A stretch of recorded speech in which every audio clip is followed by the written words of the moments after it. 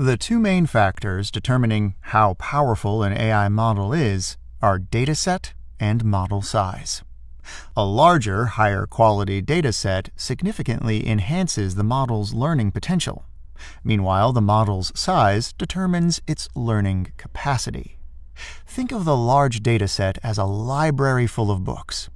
All else being equal, the more high-quality books we have in the library, the more we can learn. In this analogy, model size can be compared to a student's learning capacity. Students who can remember and internalize more information can use this extensive library. Similarly, a larger AI model that has more parameters will be able to capture more intricate patterns and make more complex decisions based on the information learned from the dataset. So, in general, the larger an AI's dataset and model size, the higher its performance can be expected. But building the largest model isn't always the best strategy, because it involves a clear trade-off between performance and cost efficiency. It's expensive to acquire large, high-quality datasets, and even more costly to set up and purchase the computing power to train a considerably large model.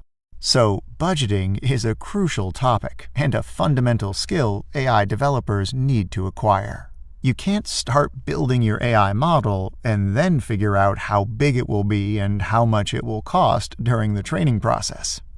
Instead, it's much better to consider the available budget beforehand and decide what portion will be allocated to data acquisition and computing power. This aspect is quite tricky. Sam Altman revealed in an interview that training GPT-4 cost OpenAI over $100 million. Most organizations cannot afford multiple attempts at training their AI models and must succeed on their first try. Finding the right balance between how well an AI works and how much it costs is key to AI development. Bigger AI models need more computing power during training and operation, which can get expensive. Creating a large model should hinge on a significant boost in effectiveness that aligns with the organization's goals and resources. In some cases, building smaller models that can be retrained and fine-tuned frequently makes more sense.